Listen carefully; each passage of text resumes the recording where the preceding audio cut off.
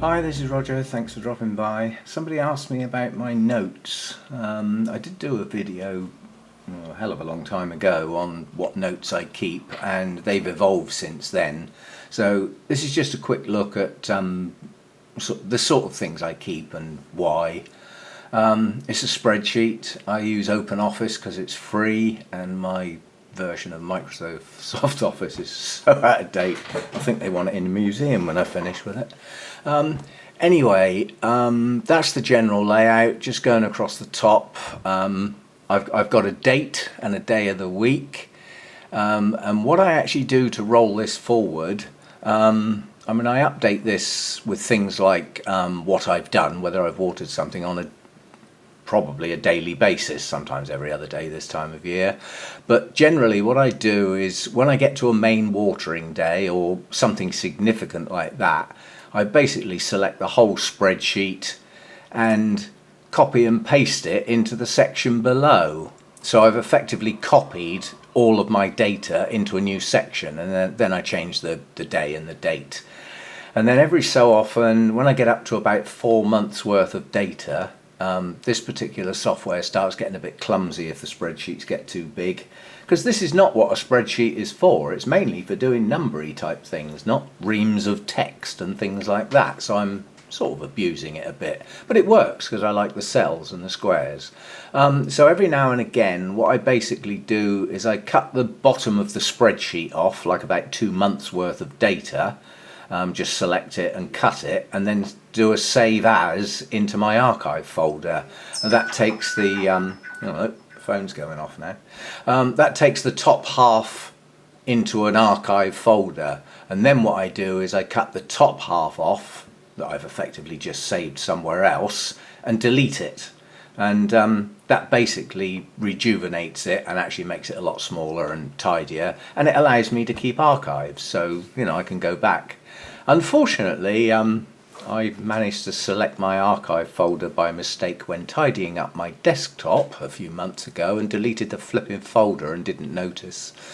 So I haven't got the archives I used to have. But then I also had a think about how often do I go back and look at my archived copies, and the answer is virtually never.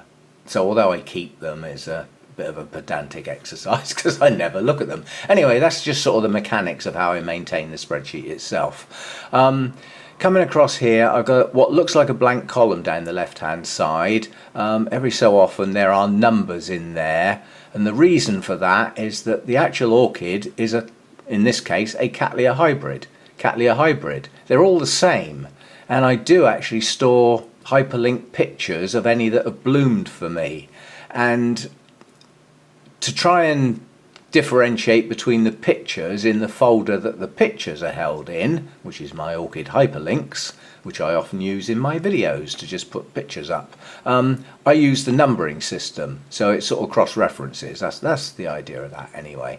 So just coming across the top, I know this is a bit small, I'll zoom it in a minute. I keep the type of orchid, that's the sort of genus basically, and then the variety name. If it's flowered for me, or I absolutely know what the flower's going to look like, I keep a brief description of that. My hyperlink function is just basically the ability to click on the hyperlink, and the software that runs that is slow, and then it just brings up the picture that goes with that orchid. I quite like that. It's not necessary, but works for me. And then I've got the details of when it bloomed. You can sort of see here that I used to just put the months in, but now I actually put the date the first flower opened and the date the last flower closed or got chopped off. It gives me a much better idea of how long the flowers last, which is nice. It's nice to know that your spike that's just opening is only going to last 3 weeks, especially if you've got a show coming up, or that it's going to last 3 months. So I keep that information a bit more detailed now. And also if something's in bud, as soon as I see a spike starting or buds forming, I put that on there. Also, it would say in flower. If something was in flower, there must be something in, there's one there. Once it's in flower, I actually just bold up the date. So you can see historically this one's bloomed at least 3 times for me. I don't keep that forever, the cell gets too big. But basically that flower opened on the 26th of the 8th. I don't know when it's when it's finishing, so those are just question marks at the moment. So I colour code so that I can catch things quickly. Blue for in flower, green for in bud. It doesn't matter what colours you use, or even if you do. Coming across here, I keep when I got it, so that's when I actually acquired it, and where I got it from. Now those notes mean something to me, not necessarily to anybody else. That one was got in November 2015. It says Netherlands. That to me means my well trusted and favourite eBay seller. Another one from there. That one came from Bournemouth Orchid Society.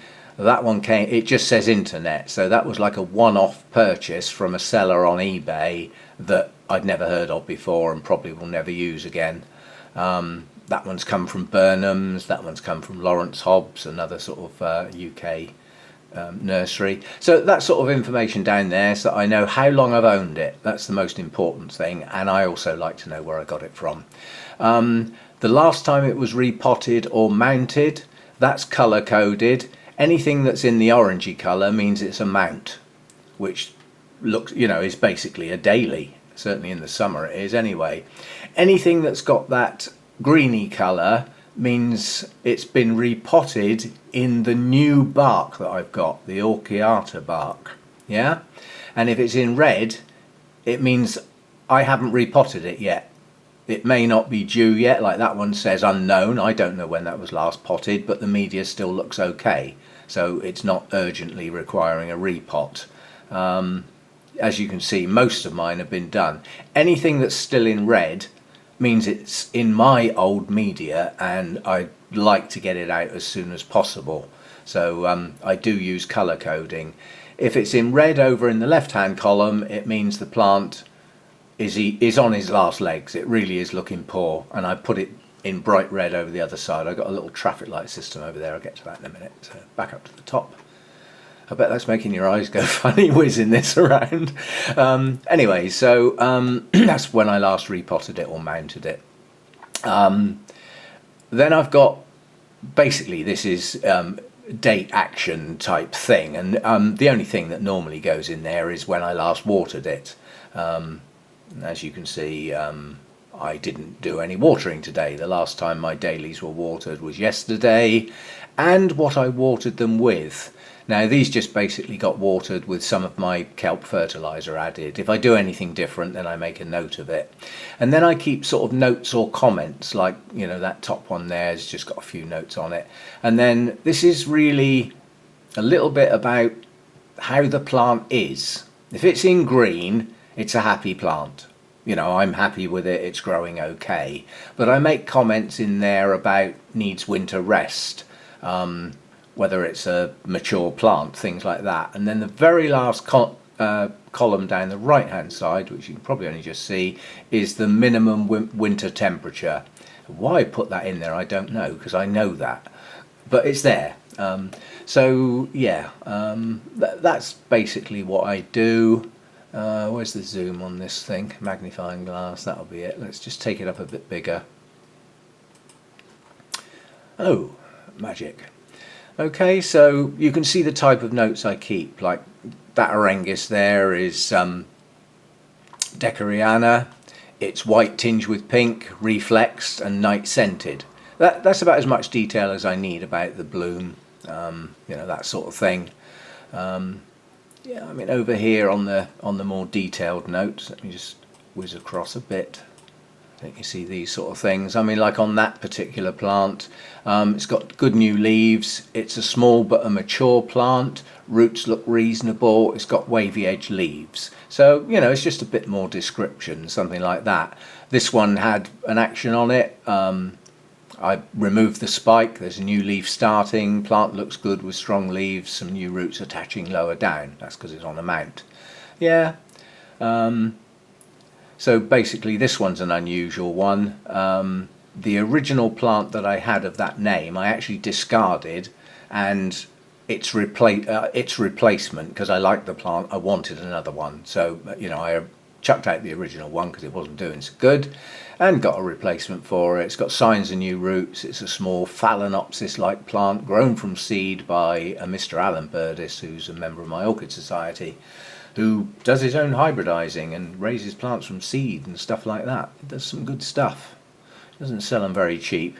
And then, as I say, that last column is colour coded. It's a traffic light system.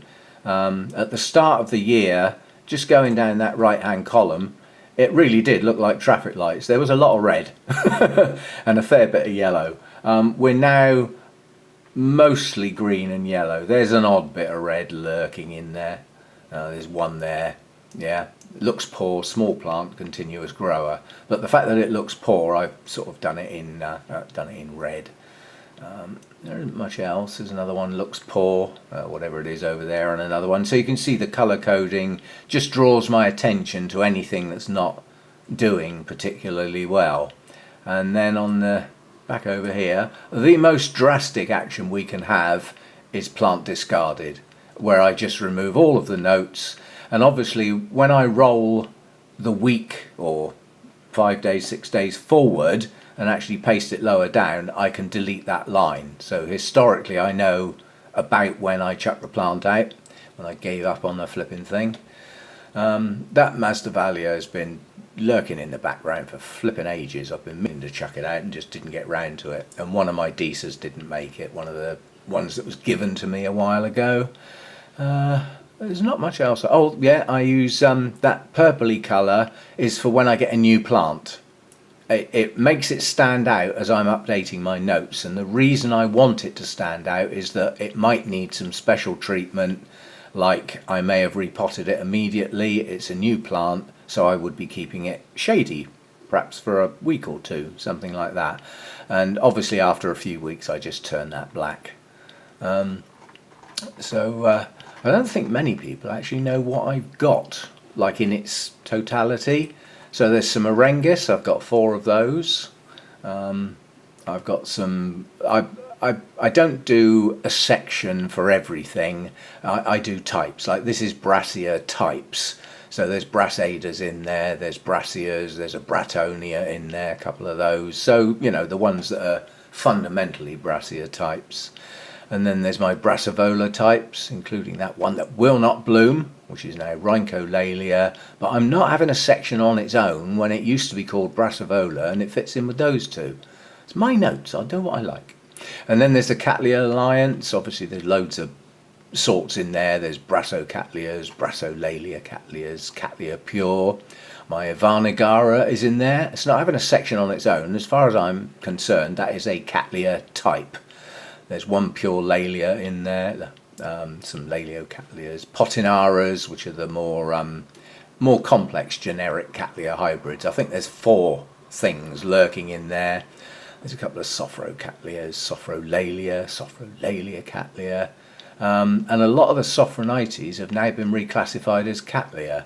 So it may be that Sophrocattlea is now a Cattleya, which just makes a joke of the whole thing, because it just becomes a Cattleya. Daft idea. Some Coelogenes in there, there's a few of those lurking. A rather large section of Dendrobiums, as you all know. I've got a lot of Dendrobiums. A couple of Deesas. These are ones that were reasonable plants and still are. These were the 2 gifts, one of which put up a new shoot and it promptly rotted off. There's now no signs of growth, so I'll be throwing that away. I've got one Encyclia, a couple of Epidendrums. Anyone that's got pick in there has bloomed for me. If this area here is blank, it means I'm still awaiting blooms for the first time. Or I forgot to take a picture, that does happen. And then there's my Masdevallias. I put my Restrepias and this funny thing, Restrepiodes, which I still haven't got a clue what I'm supposed to be doing with. One day I'll look that up. But it hasn't bloomed yet, it just sits there growing with new shoots, doing its thing. There's some Maxillarias. I did a repotting video into a basket with a lining on one of those not that long ago. Can't remember which one it was now. Oh, it was the spider one, Arachnitifolia. and it's got arachnid on the front, so it must be spidery in some manner or other. There's my Miltonias, and I've got a Miltonidium in there because it's as much Miltonium as it is Oncidium, so it can live in there. Miltoniopsis, not the same plant. And then all my Oncidium alliance, and their names keep chopping and changing all over the place. Things keep getting added to all the Oncidiums. The alliance names keep changing because of their makeup. As you can see, I've still got Odontoglossum in mine. That Roseoglossum I still call Odontoglossum, otherwise it will be all on its own. Some definite Oncidiums, some Oncostellis, various things in there anyway. And that big S, which you see quite a few of there, that means that plant is actually in the Ceramis project. So it's actually planted in Ceramis and standing in water when I remember to top the trays up. Paphiopedilums, we had a look at them not long ago. Phalaenopsis, yeah, there's quite a few of those, and they're nearly all hybrids. There's very little in there that's got a name. There's a couple near the top there, they're mounted.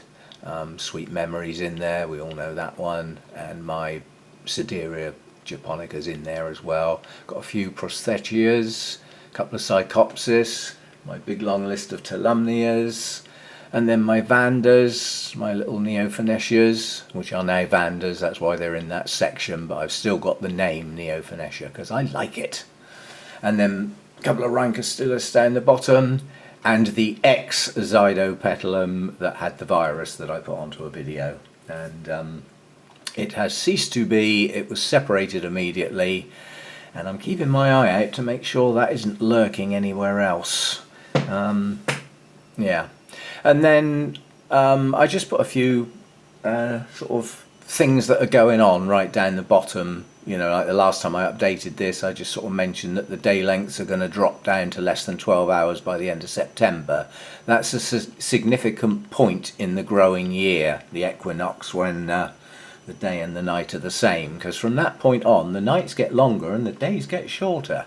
And as they get shorter, they also cool down a bit. So things will start to slow down in October. The weather's still warm and the sun's out, but the nights are getting cooler now.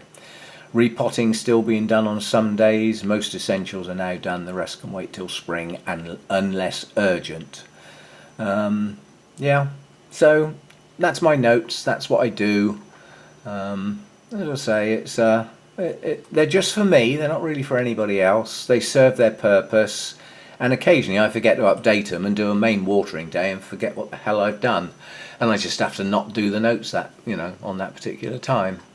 Okay, as I said, that was a request as to what notes I keep.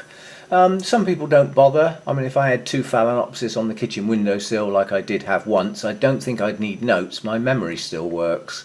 But, you know, when you're getting up near the 200 mark, I don't think anybody's memory's that good, is it? To know exactly what stage your plant's in when you last repotted it, unless you write it on the label and all that sort of stuff.